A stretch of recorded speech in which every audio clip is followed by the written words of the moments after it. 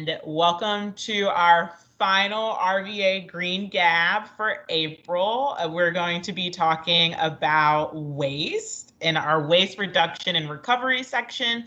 But before we do that, I am going to give a quick presentation with an overview of RVAgreen 2050. And I will say that if you've looked at or participated in any of the other RVAgreen Gabs, you get more information, and the presentation just has gotten better as we've gone on. So this is the best final form of the presentation, which I've been using for other things now. So this is exciting for maybe just me, but I'm going to take that excitement and run with it.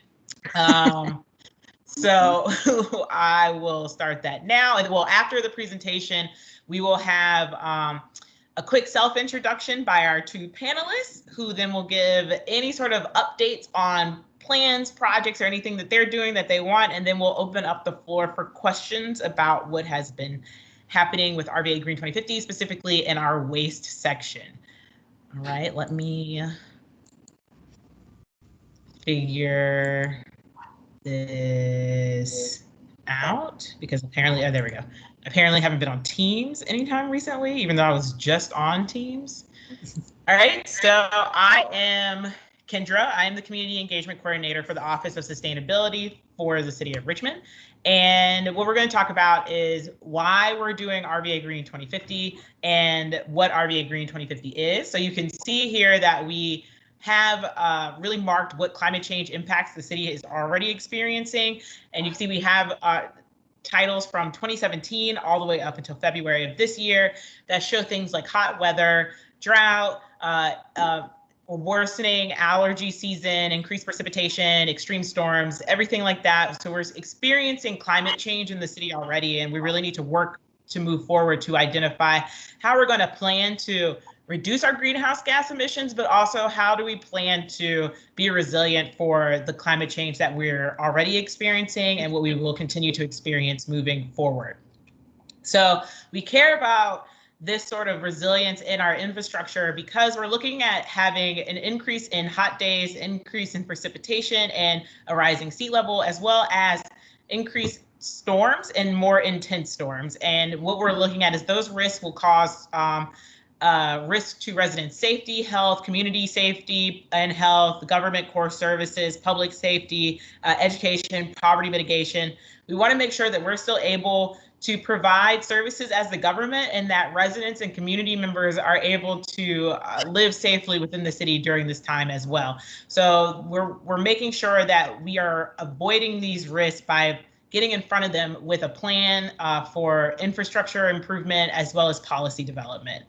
So I mentioned before that we'll have an increase in hot days and precipitation. So you could see here what our future weather is looking, or what they think our future weather will look like moving forward. So it's going to be an increase in daily temperature maximum from 70 to 75, increase in the number of hot days. So that's any day over 95 degrees from 11 to 45, an increase in extended heat waves. So that's any 3-day period over 95 degrees from 3 to 20, as well as an increase in our average rainfall per year from roughly 8 to almost 9 inches. So that's what we are, or the number of days with an inch over rainfall. So that's what we're really looking at moving forward, and what we need to make sure our infrastructure and our planning, like our buildings and things, are able to withstand in the city.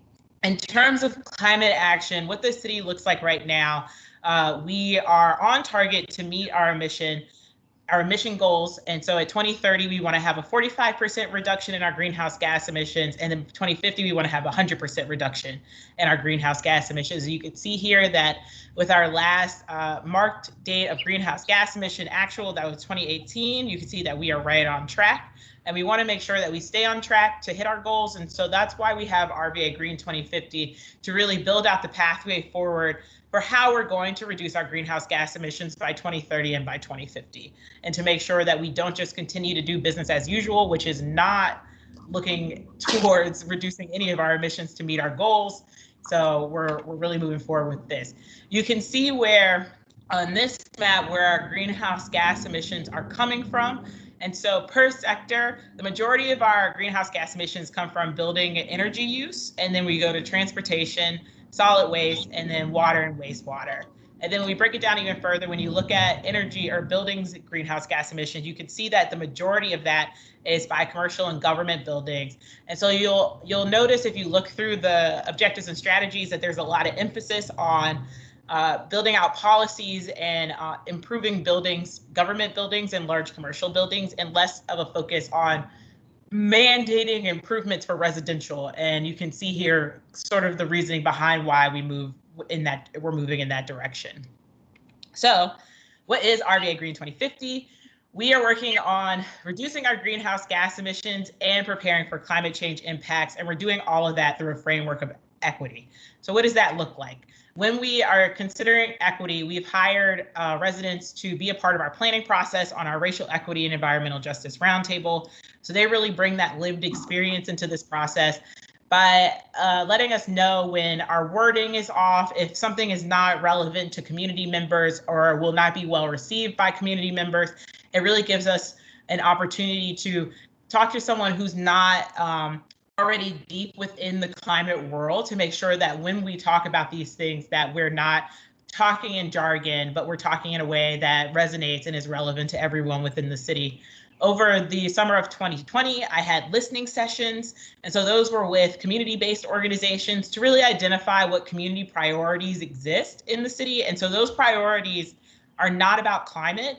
Those were just general priorities across the board for residents within the city of Richmond. And you'll see those later in the presentation on how we are integrating that into our planning process. And then for climate action and climate resilience, those are the more traditional components of a climate action plan. We've had technical modeling to identify why business as usual is not going to work for us. We've had a risk assessment of buildings and infrastructure within the city to identify what is prepared for climate change and what needs to be improved. We have our working group with our technical experts to help us build out policies, strategies, and objectives with best practices so that we can reduce our greenhouse gas emissions while also preparing for climate change moving forward. But one of the things that we really want to make sure is that this equity component is brought in and integrated throughout the entire process. And so we have to acknowledge that climate change is going to affect some more than others. And we're looking at root causes. So things like racism, which has caused racial segregation, poverty, income inequality, et cetera, in this column in the city of Richmond, and then acknowledge different social factors. So do people have the ability to afford basic resources or quality housing? One of the examples I like to use for social factors, if people do not have access to reliable and affordable transportation, we cannot mandate or ask anyone to stop driving a personal vehicle if we have not provided options for public transportation, biking, or walking within their neighborhood. And so really acknowledging what people have access to and what people have the ability to do in the process of building out our policies, our strategies and objectives within this process, and identifying where infrastructure needs to be improved so that people can participate in our greenhouse gas reduction strategies as well. We also want to acknowledge that there are different biological factors that will also cause an increased sensitivity to climate change. So what that looks like on the ground is that there are areas in the city that have less green space, and that's been made very clear through a lot of our urban heat island studies that have come out through the city. A lot of articles have been written about that nationally. So we're really aware of that. The lack of access to energy efficient housing. There are community members that are paying disproportionately higher energy bills than others. Neighborhoods that don't have convenient access to transit or safe walking and biking options, people who live without air conditioning, and so they're more vulnerable to heat-related respiratory illnesses, exposure to airborne allergens and air pollution. That's a study that the Science Museum currently has going for citizen science or community science, which allows people to study the air quality around their own neighborhoods and really map out where there's higher air pollution in the city of Richmond on a very local level. And so what this looks like on a map is we were able to take a lot of our social factors and root causes and really overlay them in a GIS map to identify which parts of the city are going to have a higher vulnerability to climate change now and moving forward.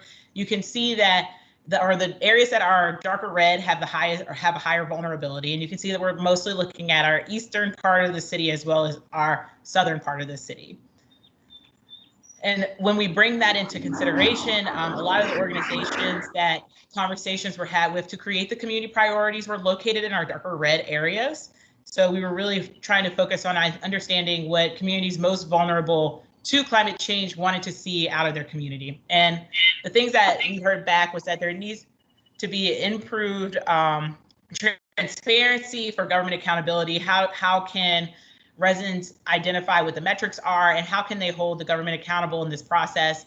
Increase access to job and wraparound services through community wealth, increase access to affordable housing and buildings. And so for those two in particular, access to jobs through a climate action plan, we're really looking at how do we increase access to green jobs. For housing and buildings for affordable housing, how do we make sure we're not increasing housing prices while making the city more resilient to climate impacts? For neighborhoods, there was an interest in seeing more green spaces, more access to public open spaces, access to sidewalks, reduce litter, and increase beautification for different neighborhoods across the city. Health and well-being, an interest in having access to mental and physical health facilities, as well as clean air and clean water. And then for engagement and communications, really identifying different ways that or identifying the different communities that we're talking to and then creating strategic communications that reflect what those interests are instead of just having one piece of engagement for everyone, even if it was not relevant to their specific community needs. So we are currently in the orange part of this planning process on refining our strategies until tomorrow. We will finish our engagement process and start building out our framework and metrics for our objectives and strategies throughout the summer of this year. And we will, if you are waiting for the next engagement period, have another one in the fall of this year so we can get feedback on that as well. So there's plenty of times for, you can give feedback anytime, honestly, but there's definitely plenty of very dedicated times to community feedback throughout this process, and this is not the last one. And what we're looking at now is how people feel about the vision for RVAgreen 2050. So all Richmonders, regardless of their identity or neighborhood, thrive in a climate resilient and climate neutral community. Our two main goals, 45% reduction and then net zero by 2050, as well as preparing for climate impacts in the city of Richmond. We have our 5 different pathways to get us there: buildings and energy, community, environment, transportation, and mobility, and the one that we're talking about today, waste reduction and recovery. And then we have our 7 community priorities that I just talked about that we really want to connect throughout our different pathways so that we are increasing our quality of life for everyone across the board while also reducing our greenhouse gas emissions. So what does the waste reduction and recovery site, this is wow. And these are our 4 objectives that we'll be working through, and this is what we're looking at within each of our objectives. So model zero waste through municipal operations. You could see what our buckets of strategies are really listed under and what that looks like throughout this process. We have reduced commercial waste. You can see where we are going with this process as well, looking at things like building codes, composting, education, recycling, etc. Reduce residential waste. How can we do that? So offering things through circular economy, composting, consumption reduction, education, recycling, and reduce industrial waste. So carbon capture, circular economy, composting, education, waste audits. These are the things that we're really looking for throughout our strategy and objective process. And if you are asking yourself why you should participate, it's really helpful to know what people want to see out of Richmond's future. We want to make sure that residents and business owners and visitors are able to help us shape what Richmond looks like moving forward and able to direct funding for on the ground projects and what those priorities are moving forward, as well as represent your community in this process and making sure that your needs are being met in our climate action planning process. And so there's 3 different ways to participate. You got until tomorrow. You can read through the entire draft objectives and strategies, or you can take a 30-minute survey or 10-minute survey. It's really up to how much time you want to volunteer to us to give your feedback. And this is where we're receiving feedback now. You can see the darker the blue, the more feedback we have. And so really being able to track which neighborhoods are engaging with us and giving us feedback so that we can take that information and really identify where we need to improve partnerships and engagement as we move forward throughout this planning process. And so if you haven't participated yet and you're interested in participating, go to RVAgreen2050.com/participate, and all your options will be there. You can find us on a social media. Your options will be there as well, or you can email me at rvagreen@richmondgov.com. And so that is the end of the presentation. And so I would say before we go forward for self-introductions, does anyone have any questions?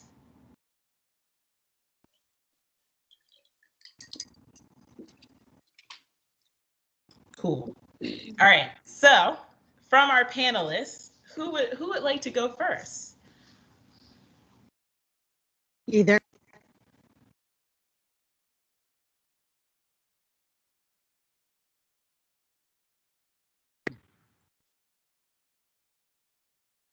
Tracy, Can y'all hear me? Go? Oh, keeps back and forth. I'm clicking it and then it. So thank you guys for having me. I'm Tracy Leverty with Keep Virginia Beautiful. And we're an organization that has been fighting litter and following ongoing recycling and beautification efforts for almost 70 years. And unfortunately, we can't retire yet because, as you can see, there's still lots and lots of litter, more than ever, in fact. And we're still battling recycling. Excuse me, because that's just not the answer anymore. We need to get out of plastics entirely. And so we work in these fields and help communities make connections, and then we try to amplify their message. So while we're a nonprofit with a limited staff, we really try to represent and connect all of the environmental type organizations in Virginia who are trying to do environmental work in the roadways, on the bike paths, on the trails, and the waterways, on our beaches, with regard to balloons, plastics in general. We get down into the nitty gritty of things. And so we're a resource for anyone, individuals and or groups. We hope you check out our website to see all the things we offer. We do award grants for projects in your backyard. So if you're a part of a church group that has something going on or wants to contribute to a neighborhood that needs some revitalization, we are all about handing out that money. And we're actually at the end of that process. You got 1 or 2 days. So if you're someone on the call that might be interested in that and have a grant already written up, you can just shoot it over to us. What else do we do? We help the Virginia Department of Transportation with Adopt a Highway. And that is obviously one of the oldest volunteer efforts in the United States. And it's one of the best coordinated, but it also doesn't have a lot of marketing help. So that's where Keep Virginia Beautiful comes in, and we try to spread the word about the program and how easy it is, and it's free. So I just encourage you to go to our website and find out more. Of course, when I came to this group, I came with the litter hat. And so when I think about the issues at hand, I think about the communities that struggle with, a clean community is a safe community. And the only way you can have a clean and a home and feel safe is if it's clean and well taken care of. There's pride. And that's where we come in, and we're working on some programs that are pretty exciting in my book, where we want to partner with fire departments and police stations within the communities to go out and have weekend cleanup. I mean, we'll do these once a month. As much as the community will have us, we want to be out there helping them appreciate and want to take care of their community, but be there to help them with the resources and the encouragement and all of that, and the teamwork. That's what it takes. Nobody wants to be out picking up on their own. Everybody, we did a survey, and mostly people want to be out picking up with other folks. So grab a bag, take a walk, grab a friend, and always pick up trash. Thanks for having me. Thank you for coming. Elle? Hi, y'all. My name is Elle Della Cancella. I use she, her pronouns. I apologize for any background noise that you might hear, I am actually traveling across. I'm in West Virginia right now, calling in. So our neighbor West, to help out with a protest run, which I can get into later if folks are interested. But it's a little bit further removed from this waste conversation for this RVAgreen gap. But I work with, in addition to sitting on this like wonderful table with Tracy, I work for the Chesapeake Climate Action Network as their Central Virginia organizer. And so I do a whole host of things, but I try to keep things as Richmond centric as possible. CCAN itself is a regional nonprofit, so we work in the DMV area to try to tackle climate change. And we try to do this on a twofold, like a bifurcated approach, basically. And so one line of that is our advocacy work, and that's at both the state, like in Maryland and Virginia, and the federal level in DC. So working and talking to all of the politicians, legislators, and their aides. I get the more fun job, which is I do the grassroots organizing. So I am on the ground talking to real people. Not that politicians are not real people, but sometimes it gets lost in the fray. So that is the world that I live in regards to my introduction into this group and RVAgreen 2050 in general. I'm more, like all cards on the table, I'm more of a transportation inclined person. However, I went deep down the rabbit hole of waste like right before the applications went out, and I thought that why not diversify myself, but like waste management is not my specialty. I'm coming at it more from an advocacy, community engagement, education type of approach. And that is because I'm philosophically really interested in this idea of waste, this idea of repurposing. I learned about Mount Trashmore, and that it actually, things of that nature, kind of the whole host of ways that we can reconceive of our consumption habits and what we do with that. So that's where I'm coming in, is kind of the more headspacey, less technical, on the ground work. But yeah, so I'm really excited about it. It does relate to like other sorts of work, especially being environmentally justice inclined. When we're talking about waste and waste management, we're talking about how we're storing and where we're storing things. They're kind of an intertwined conversation. So yeah, I'm excited to field questions and share what knowledge I have and the experience that I've had on this table, which has been really, really awesome, connecting with lots of different folks across the city in regards to CCAN-y things that are coming up, if any of y'all are interested. Well, first and foremost, I'm out here. There are some ultra marathon women that are running the length of the Mountain Valley Pipeline route. So they started at the top of West Virginia and they're going all the way down to Chatham. So I'm hoping to tag in and take some miles off their run and relay. And, I'm doing 5, they're doing 25 a day. So just for scope there. But really excited for that. And if you're interested, I can throw in, there's lots of information about how to get involved if you happen to want to make the trek, or, donations, things of that nature. But more CCAN specific work is we're going to be hosting our regional listening session soon. So that'll be coming up in the second week of May. We'll have one virtual one that is statewide.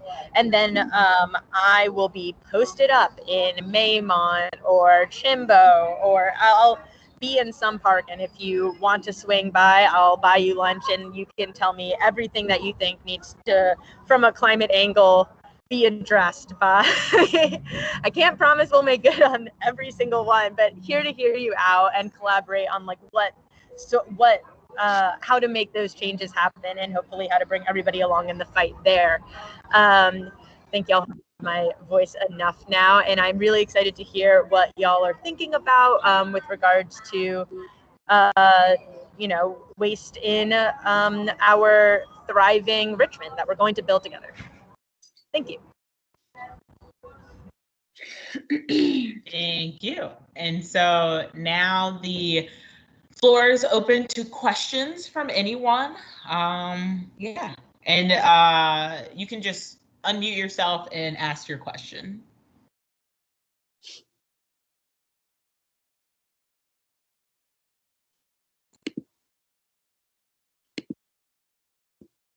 Hello. Hello. Hi. I can't like see myself talking, but can everyone see me? Yeah. Okay, I'm Anna. It's nice to meet you all. Thank you for hosting this.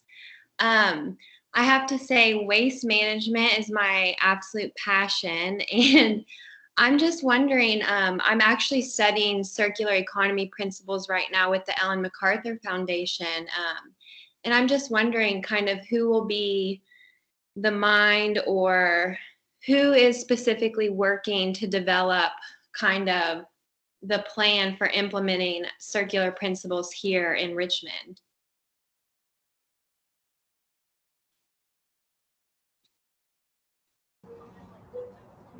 This meets format is a little bit hard because I can't tell who is coming on or off mute. So I can jump in first, I suppose, but Tracy, Kendra, if I'm mistaken or you want to jump in, just talk over me.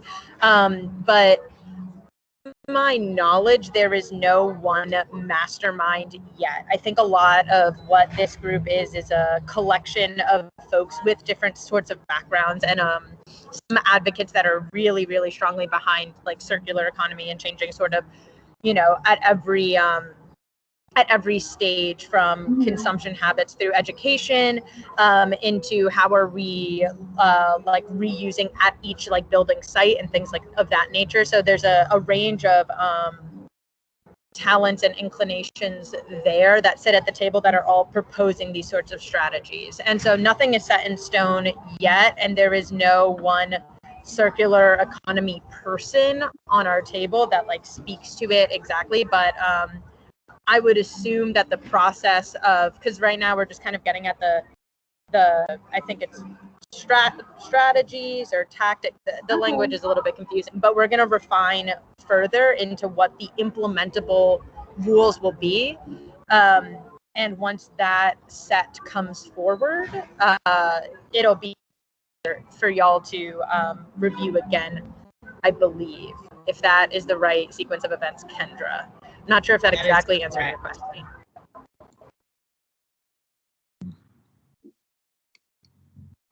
I'm trying to. Oh, you had it before, Tracy.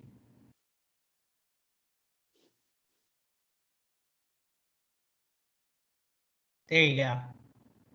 Is it on now? Yes. Okay.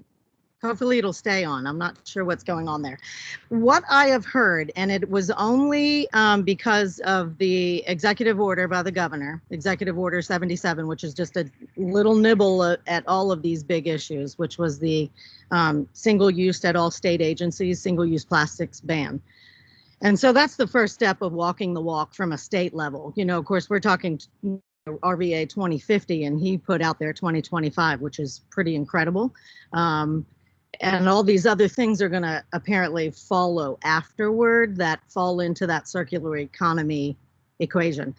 What I've heard, and I haven't, I wish I had thought of it to do a little bit more research, but what I've heard out of DEQ, because they are handling the process of, they'll be the ones to come up with the audits and the way to monitor whether all of these state agencies are following the order, the law, if you will. And there's a group that has helped Maryland and Pennsylvania with like plans that I believe is going to help Virginia, which is a little frustrating. But if that's the group that is doing it in other successful, states, I think it makes sense that they, bring their lessons and their learnings and best practices to Virginia. But that's what I've heard, and the name is totally escaping me, and I don't even think I wrote it down. But it's almost like a consulting group is going to try to help the state lead the way. And I believe DEQ is going to at least handle portions of it as it's rolled out as law. They're going to have to do it when it pertains to the state, and then trying to make businesses and all these other private things follow suit is a whole nother step to the process. But state agencies and state universities is a really good start.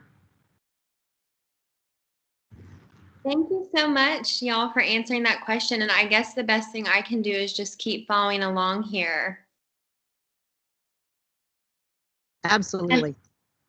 And I just want to speak to that. I'm Dawn Alexi. I'm helping to facilitate this working group. And those explanations that you guys gave were perfect. You know, what we've been doing with this process so far is creating the framework so that the experts and the stakeholders and everyone who wants to be a part of the solution can find a way to figure that out together. So this is not a traditional plan where we have some expert consultant come in and tell us what we need to do. This is really, you know, a community-owned project. So great question. And in terms of your specific interest and expertise, we would love to get you involved in the process as well. So please stay tuned.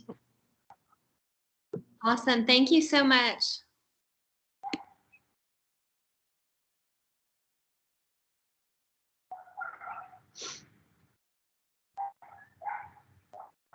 Any other questions?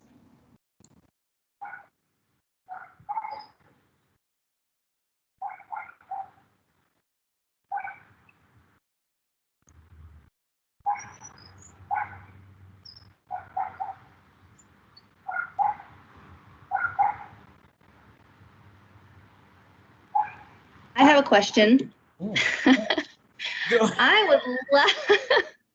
I would love to hear from Tracy and Elle as far as that community-owned, not being an expert. You know, that was by design. We didn't just want the experts. We wanted a combination of everyone who has a passion, has a lived experience, has some contribution. Everyone has a contribution to this conversation because we all create waste and we all consume. So I'm just curious, from the two of you, you know, how have you felt in terms of the success of this, or just your takeaways in general, just for the average citizen or even just invested stakeholder? What are your thoughts on this process, and going forward, what do you see your role as being?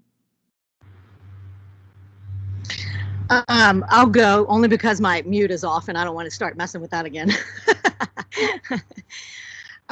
It's honestly been an incredible process. And, you know, Dawn, it's been months and months, and it's been a process. It was a lot to digest of like I mean, you knew what the intention was, but gosh, from the start of just even assuming how to get a community buy-in to something like this and getting input to an actual plan that has like budgets to it. You know, we're not there yet. We're kind of in the middle. So, you know, I'm all excited about, because I'm kind of tactical.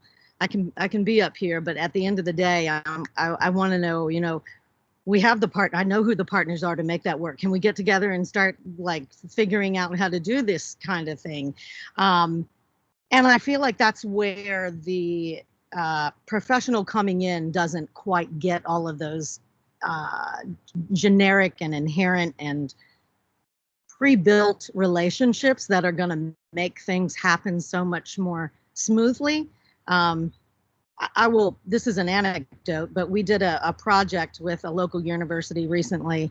You know, the output from it was amazing, but it was also a reflection of how many questions were asked, you know? So we got a great, intelligent report on the state of our organization and different things we can do. However, had more questions been asked, there wouldn't have been some suggestions because we already did those. We already knew about those. We've already, you know what I'm saying? So the delving into what the actual community is doing, knows, cares about, can get engaged in is extremely critical, because all you're going to have at the end of the day without that is something on paper that then you're going to have to go and try to build that trust and buy-in that you should have been getting through the whole planning period. So you've done a brilliant job. I really appreciate it. I love being a part of the process. I know it's not over. I hope it's not over. But it's really, it's been a great way to tackle it. And I know I've seen the iterations of the plan, and I know it's been a lot of work. So I appreciate it, and I hope the rest of everyone who's been on the committees and these GABs appreciate it as well, because, you know, Richmond's, we're going to do it. I mean, you can't put this much out there and then not do it. So here we go. Thanks. Yeah, and to jump in, just kind of springboarding off of what Tracy said. First off, I want to thank you so much for asking that question. It is really nice, and I think also indicative of the type of approach that I have seen RVAgreen 2050 take at almost every step of the way. In terms of my experience at the table itself, I have found it super accessible. Like, it so much so because it's all grounded in ideas right now. Like, whenever things start to get too like technical, it's like, take a step back. We are trying to align our writ large citywide priorities. And that's just what this whole thing is about, is what are our priorities? Making sure, like, you know, conversations about circular economy and things of that nature were coming from the other members of our group, and it created a springboard. And, you know, seeing that kind of immediate integration into the new objectives on the screen is like a nice, you know, kind of moment, I guess.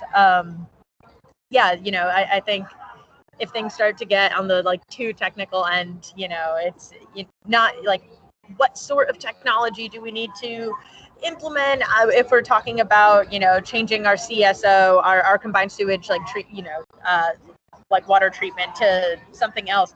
And it is like, we're just talking about best available technology, and let's make sure that we're getting all of our priorities, including educating the public about what these changes mean and are happening.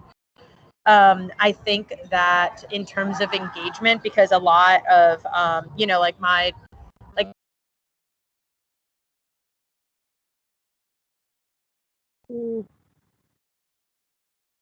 in the process, I think that, oh, sorry, am I cutting in and out, Anya? You did. Yes. You're back. Oh, keep going. You're good. Can you? Okay. I'm not. Okay, great. Yeah, I'm not sure what you missed, but, you know, I'm just kind of going off, so I'm sure it wasn't much. But the other thing I wanted to highlight is the type of engagement that has been happening at every step. We're talking about not just making sure that there's language accessibility and kind of those bare minimum, but I think the different length surveys is a real aid to lots of folks. Being able to post it out or send it out to people that I know in Richmond and be like, do you have a half hour? Do you have 10 minutes? Just even creating that sort of option creates more buy-in. I think that my only, I don't know about suggestion, but the thing that I would have liked is kind of more engagement and interaction with the roundtable and the other groups, because I, as like a good Richmond citizen, want to know, like, I wish I could be in every meeting, right? And so as the table, I think that there are some things that overlap, right? If we're talking about transportation and we're talking about litter, right? The kind of need for like shelter and trash cans is a part of both of our worlds. And so I think that would be a really cool thing. I think that y'all have done a really good job at folks on to the like equity roundtable, and we get back the things that they say, which is, you know, an easy way to distribute, but, you know, maybe it's just the attached to Zoom or whatever it is. But I would love to be able to kind of see them and hear their thought process as well, in addition to the edits, to kind of build that connection and gain that clarity from the horse's mouth. But really, it's been, a painless process and stimulating on so many fronts. So I thank you for the opportunity. Awesome, thanks. That was really helpful, and I have a couple of ideas, so thank you for sharing all of that. I want to echo the fun it was to rename our group in the middle of all of it. Because it was, I mean, who's able to do that? You don't really like go in, it really was built by the people who know it. Yeah, it's pretty true to what's needed and what's going on. And what's really fun, so I help facilitate 3 of the working groups: the buildings and energy, the transportation, and the waste. And I have to say the waste group is really fun because these are the people who are out in the streets caring about, it's a grassroots. You don't have to be an expert on transportation. You don't have to be an expert on, energy. You just need to know how to pick up trash or put your trash in the right place or reduce your trash. So it's been a really fun assembly of people to discuss all these topics with.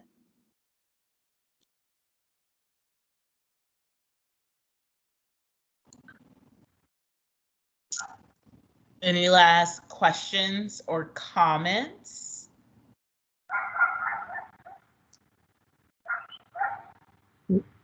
Is there a specific sort of email list for the waste group, or is the best way just to keep following RVAgreen? The best way is to follow RVAgreen. We don't have listservs for our specific pathways. Okay. Yeah. But that is something to consider.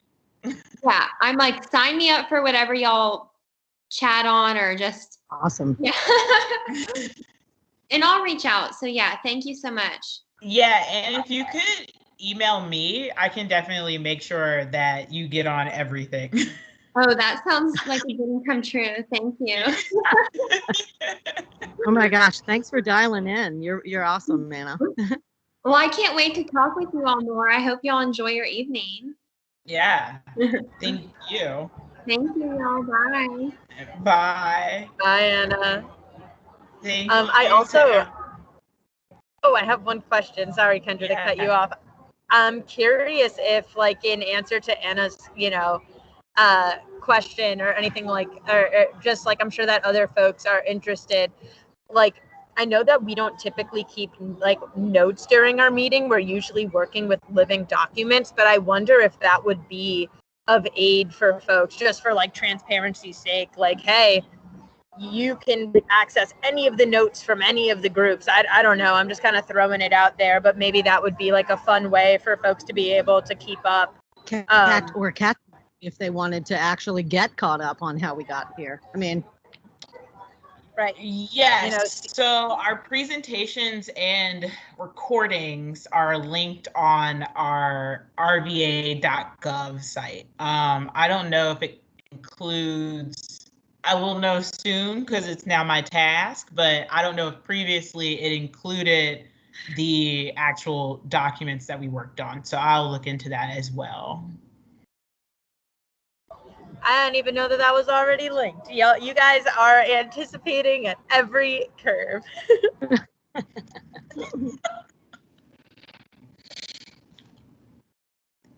Any other last comments or questions?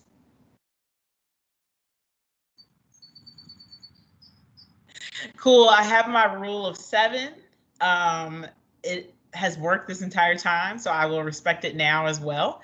And we will end this meeting. And I would like for everyone, if you haven't taken a survey, you can use this extra time to take a survey or just read through the entire document. I'm here for all options, whatever it is that you prefer. And just thank you so much for coming to our final RVAgreen Gab. This was great. It's one of the things we might continue doing throughout this entire process to just give more insight to what's happening as we're going through it. but that is really up in the planning mode right now. So yeah, once again, thank you to our panelists for being here, and thank you for everyone else for showing up and asking questions. We love that. So I hope everyone has a good evening. I hope it doesn't rain. It says it's not going to rain, but it looks like it's going to rain. So Elle doesn't know because she's not here. But yeah, thank you so much. Thank you all. Good luck, Elle. On your Thanks. side. Thanks, Thank Tracy. you. And Bye, you guys. Bye. Thank you. Have a nice Bye. night. Take care. So I put in